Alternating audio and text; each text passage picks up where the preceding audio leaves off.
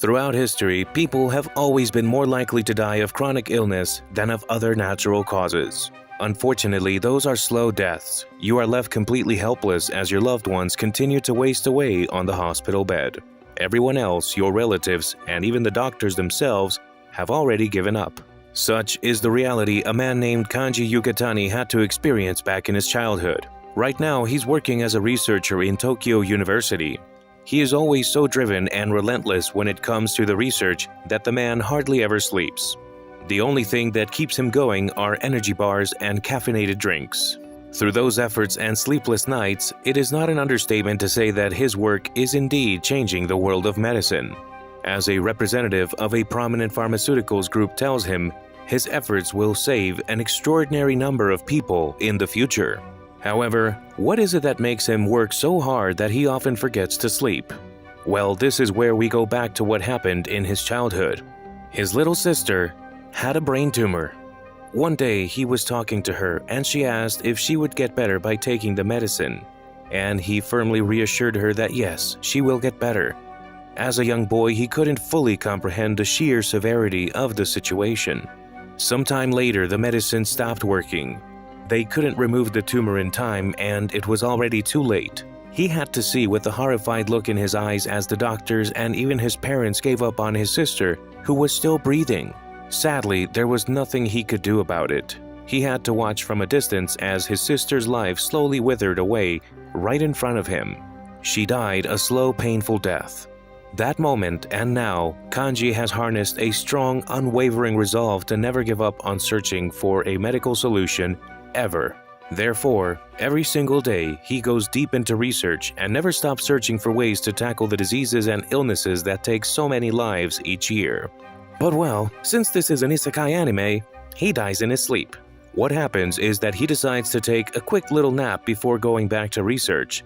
But the next time he wakes up, he is in the body of a 10-year-old named Pharma. A cute and cheerful maid named Charlotte and nicknamed Lottie is delighted to see he has finally woken up. She reveals that he has been unconscious ever since he got struck by lightning. Though of course our boy doesn't recall anything of this sort, he just somehow woke up in this world. Lottie deduces that he must be suffering from some memory loss and decides to first introduce herself again, and then give him a tour of his own house after they are done cleaning him up. Be that as it may, when he takes off his shirt, she sees a somewhat strange mark on his shoulder. Pharma states that it's probably the point where lightning struck, but Lottie has a different kind of reaction altogether. She reveals that it is the symbol of the medicine god named Panaxios. Of course, Pharma doesn't really believe her and they move on to the house tour. When they come across the pictures of his family members all hung on a big wall, she tells him how he is the son of a court pharmacist named Bruno. His mother's name is Beatrice and he also has a younger sister named Blanche. Then there is his older brother Polly, who seems to be currently studying at a prestigious medical institute abroad.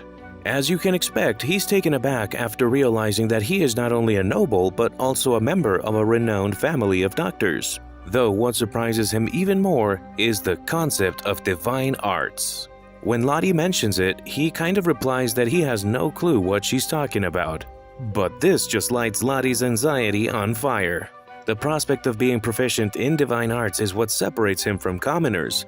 What if his father disowns him when he realizes that Pharma is not just unable to perform them, he has also forgotten about them? Whatever, when he's back in his room, he tries to see if he can do this glorified magic thingy, and sure enough, he uses his extraordinary understanding of biology and chemistry to conjure up water out of nothing. And it's not just water either. He soon realizes that he can instantly manifest any element of the periodic table. Plus, he has the power to eliminate them with his other hand. That's right, basically, he's just an overpowered nerd. Lottie is once again delighted, this time because he still knows how to use divine arts. She then takes him to the very own library to see if he can recall any of the medical knowledge that his father and tutor have drilled into him for years. This is important because his father always likes to ask him questions at the dinner table. But well, who are we kidding? This is a professor from the prestigious University of Tokyo. Still though, when Pharma goes through the books, it doesn't take him long to see that the medical knowledge of this world is ages behind that of the modern world he came from. Later, when it's dinner time, he tells his family that he has fully recovered and so he'd like to go back to his study sessions with the tutor. Speaking of his tutor, she's a beautiful yet somewhat clumsy woman named Eleanor. And the reason why Pharma wants to start taking classes as soon as possible is because it isn't pharmacology that the former Pharma used to learn from her. Divine Arts was also just as important. Just like that, this new Pharma is having a lesson with her the next day. As you may expect, teachers always notice one's change in personality. She is concerned about him, but Pharma reassures that it's just amnesia. Considering this, she decides to go back to the basics of Divine Arts. As it turns out, there are 5 primary categories: Earth, Air, Fire, Water, and None. None hasn't really been seen in the past 300 years, which is why it isn't as relevant as the other 4. Pharma then questions her about how they can create and erase every single element. But Eleanor reveals that it is theoretically impossible for a human to have such an ability. Even if there were such a person, he would be a monster and not a human. Pharma was going to say that he can do exactly what is considered impossible, but after realizing that such an ability doesn't exist, he decides to keep it a secret. Following this, Eleanor gives him a practical demonstration by manifesting water through her wand by saying an incantation. However, when it's Pharma's turn, he manages to do it without saying the incantation. Not to mention, the sheer scope of the water he conjures up is insane. This just sends Eleanor's head in a loop. She tries checking his magic capacity and the instrument breaks. It's over 9,000! And not just this, he also then reveals another perplexing fact: how he can detect illnesses and hidden injuries through his eye. Eleanor is scared out of her living daylights. Pharma can do pretty much everything that the medicine god Panaceos can do. And if this wasn't enough already, she also notices how he doesn't even have a shadow. Talk about scary. Eleanor literally starts crying and sprints back home. But can you blame her? Her student can suddenly do impossible things and he no longer has a shadow? Be that as it may, Pharma's father later tells him that Eleanor wants to quit, but well, since she has also come down with a cold, he tells Pharma to go and take some medicine to her house. Pharma realizes that the medicine his father gave him is useless. He uses his medical knowledge and powers to refine it and then visits his tutor. When he shows up at her place, she looks as though she has seen a ghost. Things are awkward, but Pharma handles the situation immaculately. He asks Eleanor to continue tutoring and nurturing him, otherwise he won't be able to use his powers. He needs her guidance because he's still a rookie when it comes to the actual understanding of divine arts. Although, of course, if she still is afraid of him, he won't bother her again. He does offer her some flowers though, as a token of gratitude for all her efforts. Seeing this, Eleanor finally understands that she may have been getting scared for no reason at all, and well, that takes care of that. Later, when he is back at his house, Pharma uses his eye and pinpoints that all of their household butlers and maids have some kind of ailment hindering them. Pharma wasn't just going to ignore that. He starts preparing medical solutions to their respective problems and hands them out with a wholesome smile on his face. Every single one of them is delighted. Some even start shedding tears of happiness. It wasn't even about the medicine. It's the fact that he was considerate enough to prepare distinct medicines for each of their needs that made them suffer an emotional blow. Lottie adds on to this by telling Pharma how expensive it is for some to get medicine. Sometimes you don't even need just money, you also need status. This is why it was such a big deal for everyone to get medicine from him. Once again, Pharma wasn't just going to ignore a problem this big. Medicine is not a privilege, it's a basic human right just like food and water. He declares that he'll make it so medicine is available to everyone regardless of their status or financial situation. Later, Pharma is told by his father how his sister Balance is suffering from chickenpox. Although he has already contracted them once before, he should still be careful about getting too close to her. But of course, instead of following the advice, he sneaks into her bedroom and feeds her a medicine he just prepared. His sweet little sister instantly starts feeling better. Though it's probably not a good idea to reveal his powers to his father just yet, which is why he asked Blanche to keep this a secret. Still though, their father Bruno was surprised by her recovery. As a doctor, he says it's a miraculous recovery. Pharma, on the other hand, realizes that he needs a pocket microscope to better diagnose people, and so he makes one for himself right away. And then comes the big first hurdle for Pharma to overcome. He is supposed to tag along with his father as they go and visit Empress Elizabeth, whose health demands immediate attention. Pharma and his father arrive at the royal palace. Pretty much all of the important officials and other folks are already there. One look and everyone can tell that they all think the Empress doesn't have much time left. Bruno comes forth, extracts some blood, examines it, and then proceeds to get a word in with the astrologist. He puts 2 and 2 together and deduces that the Empress will pass away the next night. But when the Empress herself asks him about it, he reassures her by stating that his medicine will work. However, Pharma knows. He knows that what his father gave the Empress is nothing more than anesthesia. This means he has already given up on saving her and was just telling a lie to somehow make her suffering just a little bit less painful. Pharma then uses his eye to examine her himself, and from the looks of it, she not only has lung cancer but also tuberculosis. This was not a situation indeed that his father could resolve because of the limited knowledge of this world. However, luckily, Pharma knows what to do. There may not be much time or equipment, but all hope is not lost. But maybe it's the fact that all of the officials were there and it's the Empress we're talking about, but Pharma seemed to be hesitating. Though not for long. When her son comes running to see if his mother's okay, Pharma suddenly has all the incentive he needs to do whatever it takes and save the Empress. He steps forth and personally asks her to give him the permission to prepare the medicine. Everyone is dumbfounded, even his father, but seeing the determined look in his eye, she shuts everyone up and tells Pharma to get started on the medicine. Pharma rogers that and secludes himself in a room, only to then be interrupted by his father, who suddenly shows up and tells Pharma that the Empress is suffering from White Death. There's no way she can be saved. Why would he give her such elaborate false hope? Which is why Pharma is pleasantly surprised when he hears his father say that. Unlike him, who has the eye and all the other powers, his father was able to diagnose her perfectly without such abilities. Still, Pharma wasn't going to back off. He declares that he knows what to do, and his father would also have to take the medicine he is preparing because he seems to be suffering from the White Death as well. Though of course, it isn't as serious as the case with the Empress. Bruno then tries to use force, but when Pharma stops him without using any sort of incantation whatsoever, he is shocked. Seriously, just check out the surprised look on his face. Bruno then looks around and sees Pharma's journals on which there are some medicines that he simply has no idea about. Pharma has a good excuse though. He says he dreamed it all up when he was struck by the lightning. Bruno doesn't buy this, but he does buy the fact that his son has the mark of Panatheos on his shoulder, which leads him to conclude that the medicine god must have blessed his son with some revelations and powers. He realizes that his son has the right idea and leaves. When the time comes for the Empress to take the medicine, the court physician and the others are still skeptical, but Bruno tells them that his son has already surpassed him.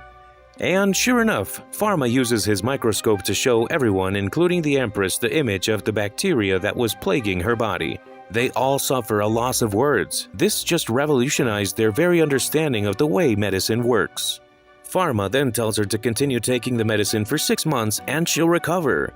Just like that, Pharma and Bruno are on a ride back home. Bruno seems somewhat guilty for doubting his son and wonders if he has been wrong about medicine all this time. However, Pharma tells his father that he'll always need his guidance to become a proper doctor. The father and son shake hands to pursue the path of medicine together. The friction between the two disappears and Bruno exclaims that he'll make sure to take the medicine for the White Death as well.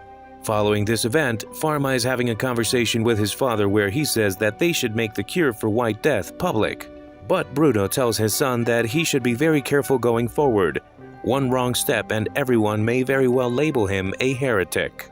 He also wonders if someone purposely brought the White Death to the palace in order to take out the Empress. But Pharma says that a virus whose chances of infection are only around 10% is probably not a good way to go about things if you're planning an assassination. Bruno is proud of his son's reasoning and wonders if he will be able to reach the same level, though unexpectedly he suddenly recalls an acquaintance from the past named Camus. Anyway, since the Empress' recovery was going well, a young noble shows up and tells Pharma that he can have whatever he wants as a reward, be it money, status, territory, or anything else she can offer. Pharma makes up his mind that the best thing he can ask for is the permission to open his very own pharmacy. He visits the Empress and expresses this desire, and since she is a good Empress, she gives him the go. Be that as it may, she was kind of down in the dumps, so much so that she also says out loud that if she is even fit to rule the kingdom anymore. But Pharma is a smooth talker. He reassures her and tells her that everyone needs her. The Empress then agrees with his sentiment, plus she has already died once, so she has to make this second life better. And Pharma replies that he is the same way in this regard. Time continues to pass, and before long Empress Elizabeth is able to leave the bed and resumes her duties. She holds a special ceremony and invites both Bruno and Pharma because of course she does. Bruno is praised for raising such a skilled pharmacist, and he gets a land full of herbs as reward. Then it's Pharma's turn. She personally promotes him from apprentice pharmacist to royal pharmacist and presents him with his badge. And then the Empress publicly declares that she has given him the permission to open a pharmacy. In the following days, he works together with the professionals and gets his pharmacy built. Honestly, he never would have thought that the dream pharmacy he always wanted to build would be realized in a parallel world. Someone hears him say that and ends up mistaking it for the actual name of the pharmacy. Yup, that's how Parallel World Pharmacy came to be. However, not everyone is that excited to see a 10-year-old build his own pharmacy, especially not the head of the Pharmaceutics Guild named Veron. He tries to make fun of Pharma but gets mocked and chased away by Eleanor. Then the next step comes in the establishment of Parallel World Pharmacy. Pharma needs a staff. Cute little Lottie wants to be in the staff, but Pharma is somewhat unsure about this. She's just a 9-year-old after all, but Lottie's enthusiasm wins him over. Though the real problem was the accountant. This isn't a role just anyone can fill in after all. But quite conveniently, his father retires his own accountant named Cedric. Pharma hires him and also treats his legs. And then his father presents him with an insane amount of glistening gold so that his son can properly get the business up and running.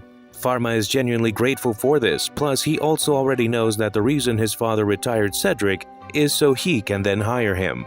Even so, he barely gets a customer for the entire first month, except a badass sailor named Jean who shows up for scurvy medicine occasionally.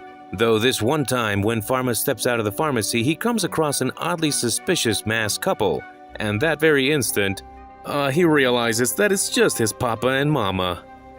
They didn't want to disturb his business, which is why they decided to go with a disguise, and well, that didn't work out. Pharma gives them a tour of the entire place and then reveals that things aren't going so well when it comes to getting customers. Here, his mother Beatrice wonders if he should start selling cosmetics as well. His father adds on to this by stating that those who use face powder end up dying young. Pharma already knew about this since the face powder these folks use has lead in it, but he was still surprised to hear it coming from his father. He decides to go with his mother's suggestion and waits for a customer. Lucky for both of them, a young noble named Chloe soon shows up. She looks exceedingly pale. Much of it is because of the bloodletting she did to make herself look paler. As it turns out, the guy she is into has a thing for pale girls. However, this came at the cost of her health. Pharma quickly understands her situation and comforts her by explaining that she no longer has to use such harmful measures. And so, just like that, Pharma prepares a special cream that'll not only make her look pale, but it'll also help with moisturizing the skin. Basically, a product from the modern world. Chloe was more than happy by this. Her father is quite well known out there, and so, word of his cosmetics spread around quickly. Before long, Parallel World Pharmacy is flooded with customers. They realize that they don't have to be intimidated by it. The price is affordable, and these are the kind of products that everyone can genuinely benefit from. Of course, many customers also stick around long enough to check out the medicine. It gets to the point where Pharma and the others can't handle everything by themselves. Conveniently, Chloe comes up with the perfect solution. She'll open another branch of Parallel World Pharmacy that deals only with cosmetics. Pharma goes along with it, and they hire all the lovely ladies who were previously laid off from their respective pharmacies just because they had children. He reassures them all that he'll take proper care of them, and also introduces the concept of maternity leave.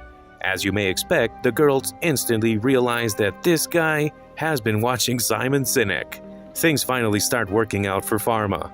When the Empress hears about his cosmetics, she tells everyone that the previous lead-based products are now banned. There is no longer a need to buy unhealthy cosmetics. Though of course, those shops can continue their business if they choose to use Pharma's recipes. The Empress then instructs Pharma that he should also keep the other businesses in mind.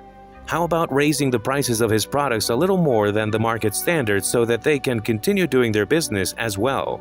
Pharma agrees and does exactly that. Now, remember the lands which were given to Bruno by the Empress? They visit those lands. First, Pharma seems to be attending a meeting between his father and plenty of important-looking people, but his father tells him that he can just go and have some fun, like a normal kid. Pharma happily takes him up on the offer and is then found on the beach together with Lottie, Eleanor, and his younger sister Blanche. Yes, it's a beach episode, but not the kind you're thinking. Lottie and Blanche go play and Pharma tells them to be careful. He is just sitting there in silence for a moment when he recalls a rather deep memory from the past. There was this one time when he and his little sis were at the beach. She really wanted to go and flap some water, but out of concern for her safety, he tells her that she is still too young to go in the sea. But as fate would have it, there was never a next time. As for his present reality, Blanche ends up getting swept away by a tide.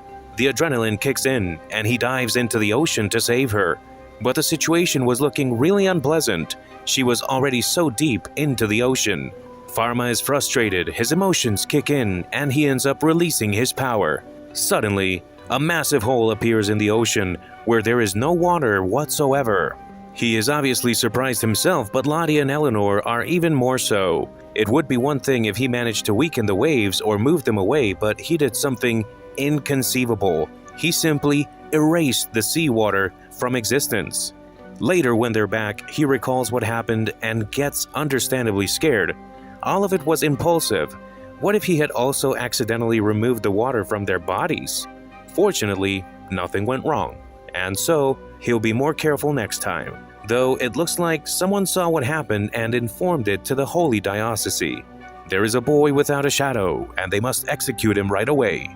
Sure enough, when Pharma is at his pharmacy, two cloaked priests seem to be over-serving him.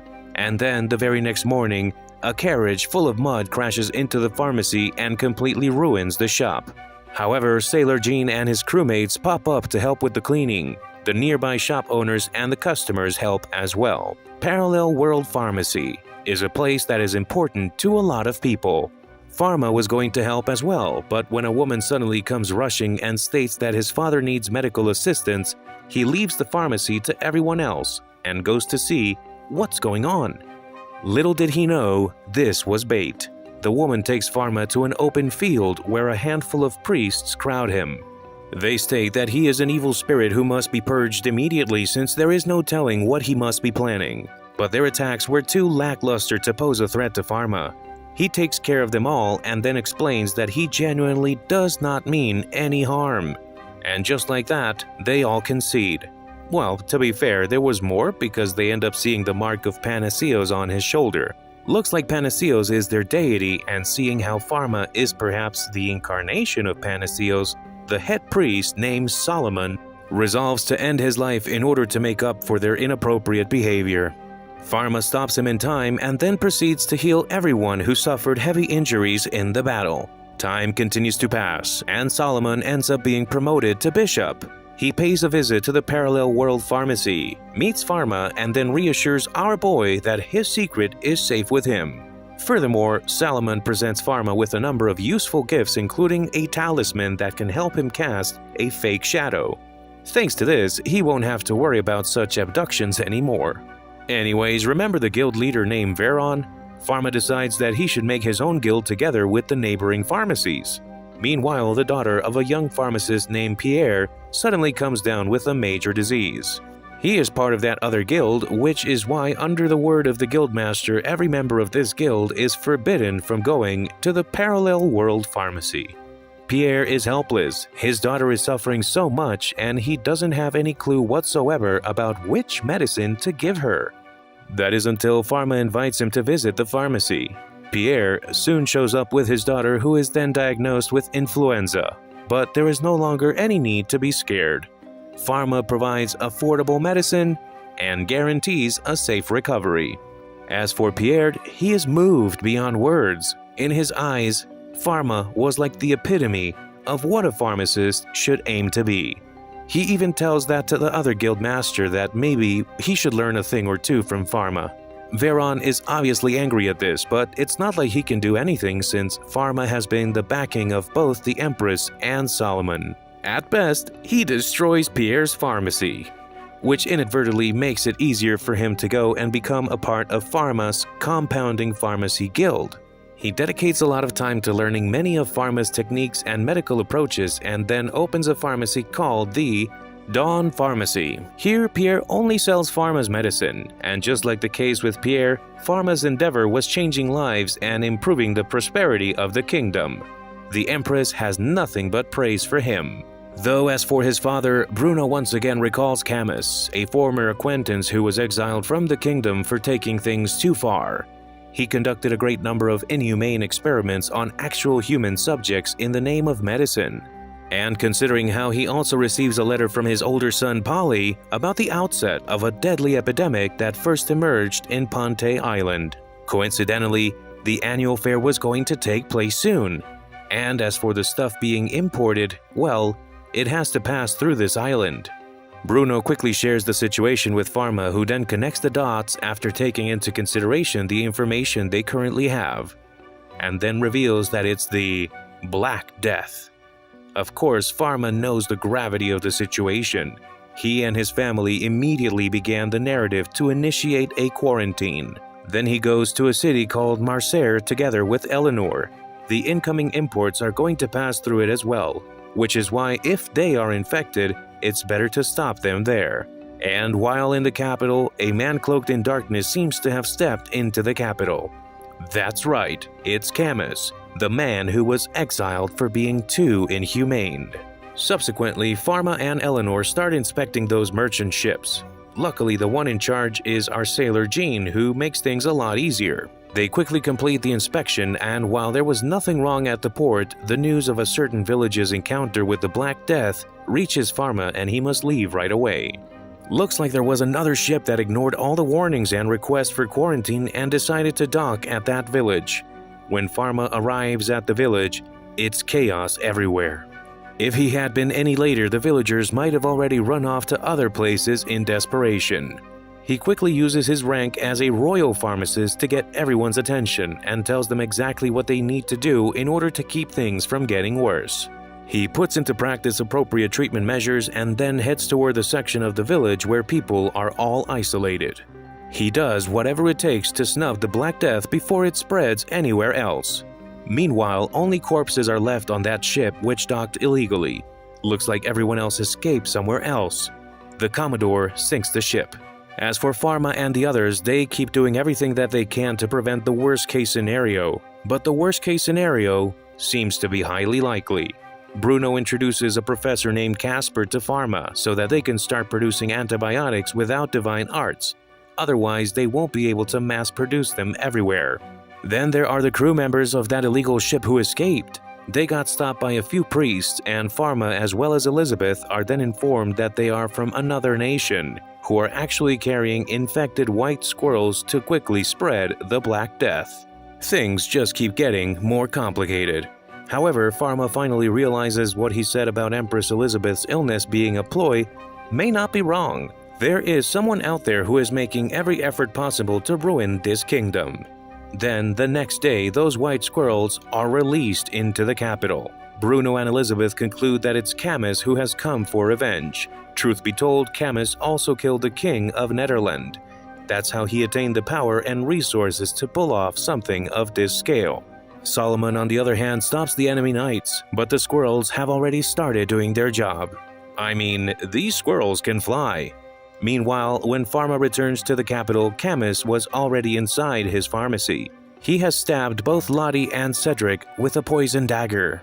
Both Pharma and Bruno show up at the scene, and as Bruno tries to keep Camus engaged, Pharma quickly helps Lottie and Cedric. However, Bruno was unable to defeat Camus, but that's not a problem because Pharma uses his insanely potent strength not only to beat the living daylights out of Camus, but also neutralize the devilish aura that had possessed him. And right after taking care of the mastermind, Pharma initiates massive measures to counter the Black Death. Everyone follows the guidelines, and so, thanks to everyone's effort, the Black Death is ultimately suppressed for good. All in all, thanks to this ordeal, the awareness of medical research increased tremendously. Sometime later, the annual festival takes place just like how it was originally planned. And of course, the Parallel World Pharmacy reopens once again. So there you have it, folks. This was a quick recap of Parallel World Pharmacy, a new yet exciting isekai anime. Now, what do you guys think about this anime? I'm looking forward to hearing your thoughts, and of course, if you enjoyed the video, leave a like and subscribe to my channel. Isn't that a great way to earn some karma from the universe? And with that said, I'll see y'all on my next video.